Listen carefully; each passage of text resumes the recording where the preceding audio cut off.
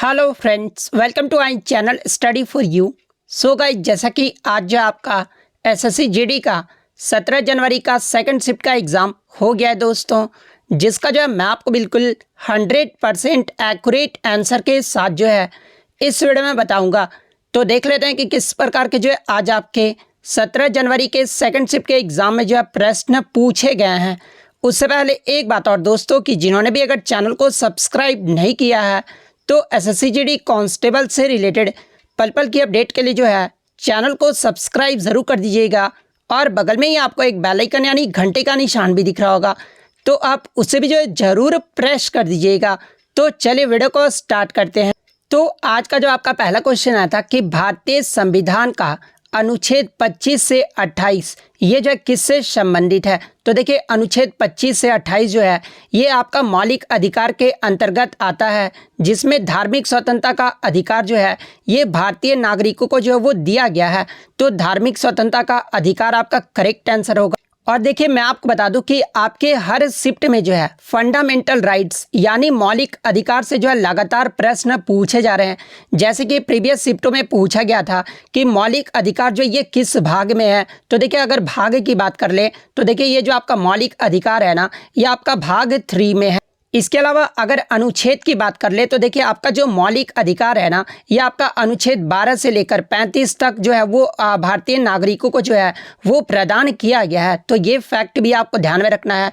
और मूल संविधान में मौलिक अधिकारों की जो संख्या थी ना, वो आपका 7 था। वहीं अगर वर्तमान में मौलिक अधिकारों की संख्या पूछी जाए तो देखिए वर्तमान में जो आपके 6 मौलिक अधिकार हैं, और वो 6 मौलिक अधिकार कौन कौन से हैं, क्योंकि यहाँ से भी जो आपके प्रश्न पूछे जा रहे हैं। तो देखिए, पहला जो है ये आपका समानता का अधिकार है, जो कि आपका अनुच्छेद 14 से 18 तक है। सेकंड आपका स्वतंत्रता का अधिकार है, जो कि आपका अनुच्छेद 19 से 22 तक है।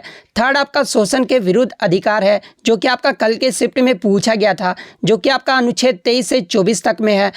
फोर्थ आपका धार्मिक स्वतंत्रता का अधिकार है, जो कि आपका अनुच्छेद 25 से 28 तक है। फिफ्थ की बात कर ले तो सांस्कृतिक तथा शिक्षा संबंधित अधिकार, ये जो आपका अनुच्छेद 29 से 30 में है। और छठा जो आपका मौलिक अधिकार है, ये आपका संवैधानिक उपचार का अधिकार है, जो कि अनुच्छेद 32 में है। तो ये सारे फैक्ट जो आपको ध्यान में रखना है।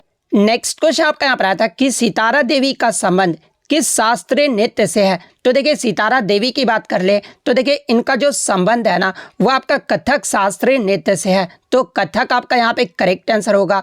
बात कर ले सितारा देवी को कब जो है कौन कौन से पुरस्कार दिए गए हैं, जैसे कि इन्हें 1969 में जो है संगीत नाटक अकादमी पुरस्कार से सम्मानित किया गया था।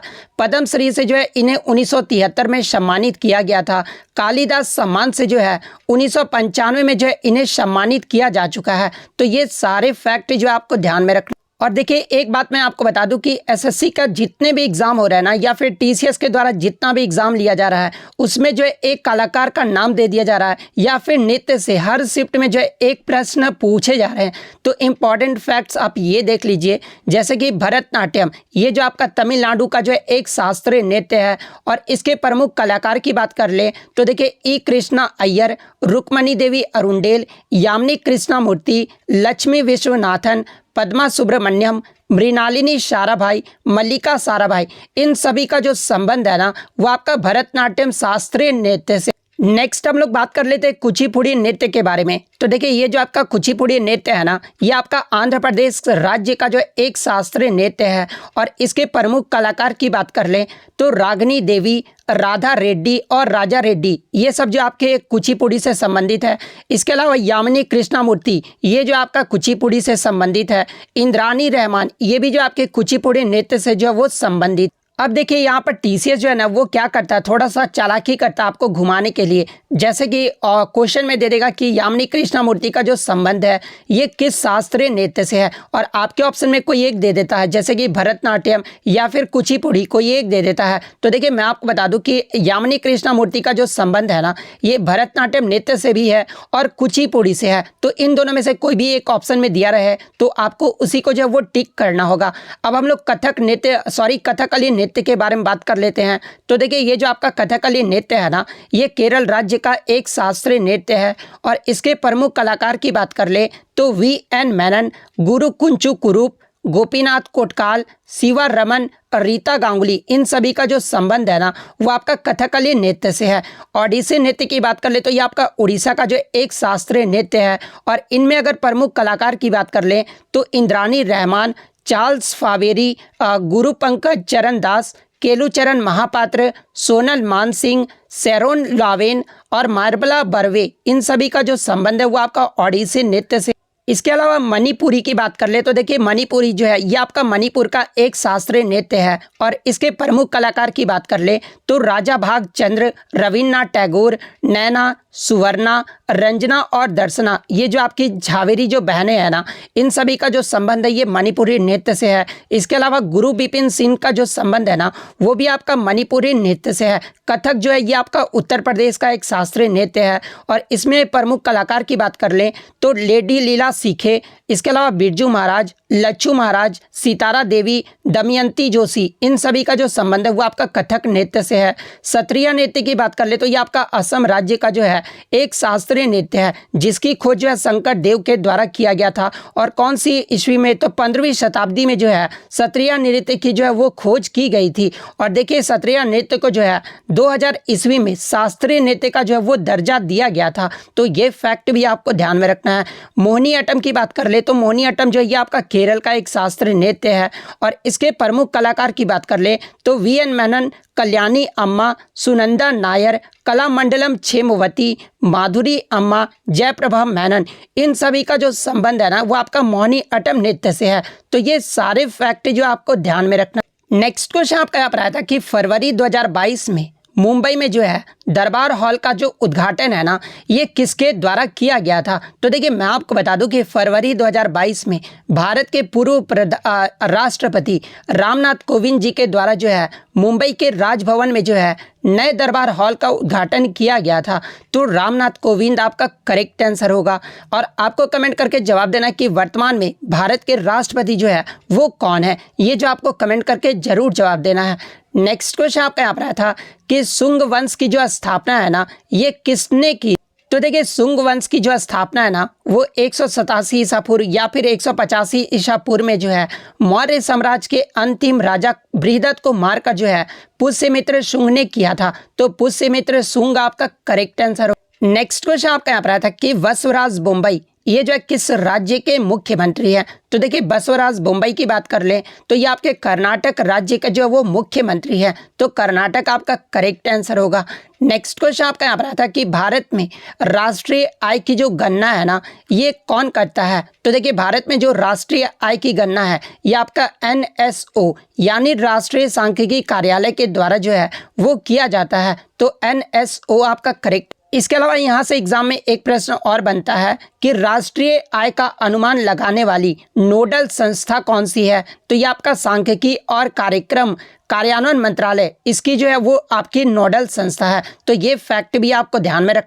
इसके अलावा बात कर ले राष्ट्रीय आय की गणना करने की विधि कौन कौन सी है। तो एक आपका उत्पाद विधि है, सेकंड आपका आय विधि है और थर्ड आपका उपभोग विधि है। तो ये आपका राष्ट्रीय आय की गणना करने की जो है वो विधि है। इसके अलावा राष्ट्रीय आय की बात कर ले तो देखिए भारत के राष्ट्रीय आय की जो गणना है ना ये इसका करने का जो पहला जो श्रेय है वो दादा भाई नौरोजी को दिया जाता है, जो कि 1867-68 में जो है दादा भाई नौरोजी के द्वारा राष्ट्रीय आय की जो गणना है वो की गई थी। इसके अलावा 1949 में बात यानी राष्ट्रीय आय का आधिकारिक रूप से जो प्रयास कब किया गया था। तो देखिए 1949 में प्रोफेसर PC महालनोबिस की अध्यक्षता में जो है राष्ट्रीय आय समिति के द्वारा पहला जो है आधिकारिक प्रयास जो है वो किया गया था। तो ये सारे फैक्ट आपको ध्यान में रखना है। नेक्स्ट क्वेश्चन आपका यहाँ पर आया था कि जल विद्युत उत्पादन के क्षेत्र में भारत का विश्व में जो है ये कौन सा स्थान है। तो देखिए जल विद्युत उत्पादन के क्षेत्र में भारत का जो विश्व में ये जो आपका 5वां स्थान है। तो 5वां आपका करेक्ट आंसर होगा। और देखिए मैं आपको बता भारत में जो आपका पहला जल विद्युत शक्ति गृह है ना यह आपका 1897 में दार्जिलिंग पश्चिम बंगाल के जो है सिद्रापोग में जो है यह आपका स्थापित किया गया था। इसके अलावा बात कर ले विश्व में पहले स्थान पे कौन सा देश है। तो देखिए विश्व की बात कर ले तो चीन जो आपका पहले स्थान पे है, सेकंड पे आपका ब्राज़ील देश है, थर्ड पे आपका अमेरिका देश है और फोर्थ पे आपका कनाडा देश है और फिफ्थ पे जो आपका भारत है। तो फिफ्थ आपका करेक्ट आंसर होगा। नेक्स्ट क्वेश्चन आपका यहाँ पर आता है कि निम्नलिखित में से किसका जो पृष्ठ तनाव यानी सरफेस टेंशन जो होता है ना वो सबसे अधिक होता है। जहाँ पे ऑप्शन में आपका इथेनॉल, इथेन, मीथेन और आपका H2O यानी वाटर दिया गया था। तो देखिए मैं आपको बता दूं कि शुद्ध जल का जो पृष्ठ तनाव होता है ना वो आपका सबसे अधिक होता है। और सबसे अधिक क्यों होता है? क्योंकि जल के जो अणु होते हैं ना ये आपका जो वाटर का फार्मूला होता है यानी H2O में जो आपके जल के अणु होते हैं ना वो आपके मध्य ध्रुव जो है वो बल पाया जाता है। यानी इसमें जो आपका कौन सा फोर्स पाया जाता है? तो डाइपोल मोमेंट फोर्स पाया जाता है। और ये जो आपके क्या होते हैं कि जो अणु होते हैं ना वो एक दूसरे को अपनी तरफ जो वो आपके अट्रैक्ट करते हैं, इसलिए जल का जो पृष्ठ तनाव होता है ना औरों के अधिक में सबसे अधिक होता है। तो जल आपका करेक्ट आंसर होगा। नेक्स्ट क्वेश्चन आपका यहाँ पर आया था कि उत्तर प्रदेश का इनमें से कौन सा त्यौहार नहीं है, जहाँ पे ऑप्शन में आपका एक नुआखाई त्यौहार दिया गया था। तो देखिए ये जो आपका नुआखाई त्यौहार है ना ये आपका उड़ीसा राज्य का जो है एक फसल उत्सव है। तो नुआखाई आपका करेक्ट आंसर होगा। लेकिन कुछ बच्चों ने बताया कि नुआखाई नहीं हॉर्नबिल महोत्सव दिया गया था। तो देखिए ये जो आपका हॉर्नबिल महोत्सव है ना ये आपका सिक्किम राज्य सिक्किम नहीं, ये आपका नागालैंड का महोत्सव है, ना कि उत्तर प्रदेश का। तो अगर हॉर्नबिल या फिर नुआखाई दोनों में से कोई एक दिया होगा तो दोनों में से कोई एक ही जो आपका करेक्ट आंसर होगा। उत्तर प्रदेश के त्यौहार की बात कर ले तो रक्षाबंधन, वैसाखी, पूर्णिमा, दशहरा, कृष्ण जन्माष्टमी, रामनवमी, गणेश चतुर्थी, दीपावली, शिवरात्रि, होली, ईद, सब ए बारात, नववर्ष दिवस, क्रिसमस और बुद्ध पूर्णिमा, ये सब जो आपके उत्तर प्रदेश राज्य में जो है त्यौहार मनाए जाते हैं। नेक्स्ट क्वेश्चन आपका यहाँ पर आया था कि लोकसभा उपचुनाव 2022 में आजमगढ़ सीट से जो है धर्मेंद्र यादव को जो है वो किसने हराया? तो देखिए मैं आपको बता दूं कि जून 2022 में जो आपका आजमगढ़ में जो आपका लोकसभा उपचुनाव हुआ था ना इसमें जो है दिनेश लाल यादव यानी निरहुआ ने जो है धर्मेंद्र यादव को 8,679 वोटों से जो है वो हरा दिया था। तो दिनेश लाल यादव यानी निरहुआ जो आपका करेक्ट आंसर होगा। नेक्स्ट क्वेश्चन आपका यहाँ पर आया था कि क्रिकेट में जब बॉल खिलाड़ी को टच किए बिना निकलने पर मिलने वाले रन को जो है वो क्या कहते हैं? तो देखिए क्रिकेट में जब बॉल जो है वो खिलाड़ी को बिना टच किए हुए जब बॉल चला जाता है ना और खिलाड़ी जो है जब रन लेते हैं तो इस कंडीशन में जो है इसे बाई जो है वो कहा जाता है। तो बाई आपका यहाँ पे करेक्ट आंसर हो। लेकिन यहाँ पर एक बात आपको जरूर ध्यान में रखना है कि क्रिकेट में जब बॉल जो है खिलाड़ी को अगर टच करता है, जैसे कि मान लीजिए बॉलर अगर गेंद करता है, ठीक है, और बैट्समैन के जैसे थाई पैड या कुछ में भी पैड में लग जाए, बैट के अलावा किसी चीज़ में अगर लग जाता है ना और वो जो है अगर बैट्समैन अगर रन लेता है तो उस कंडीशन में जो है उसे लेग बाई जो है वो कहा जाता है। तो अगर ये प्रश्न पूछा गया था तो लेग बाई फिर आपका करेक्ट आंसर होगा। नेक्स्ट क्वेश्चन आपका यहाँ पर था कि चौरी चौरा कांड के बाद महात्मा गांधी जी ने जो है कौन सा आंदोलन वापस ले लिया था, या फिर असहयोग जो आंदोलन है ना वो किस घटना के बाद जो है महात्मा गांधी ने वापस ले लिया था?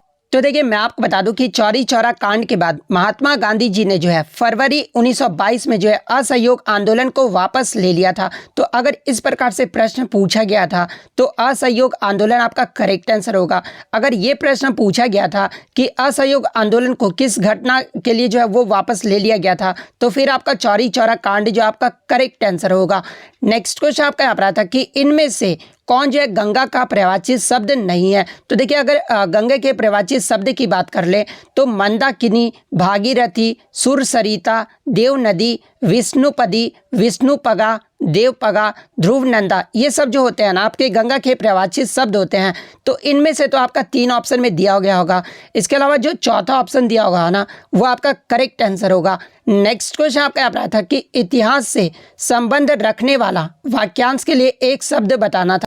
तो देखिए इतिहास से संबंध रखने वाला वाक्यांश के लिए जो एक शब्द होगा ना वो आपका ऐतिहासिक होगा। तो ऐतिहासिक आपका करेक्ट आंसर होगा। इसके अलावा पयोद का जो आपका पर्यायवाची शब्द पूछा गया था तो देखिए पयोद के पर्यायवाची शब्द की बात कर ले तो आपका जो है बादल हो जाएगा, उसके बाद आपका निर्धर हो जाएगा, नीरद हो जाएगा, उसके बाद आपका जलधर हो जाएगा।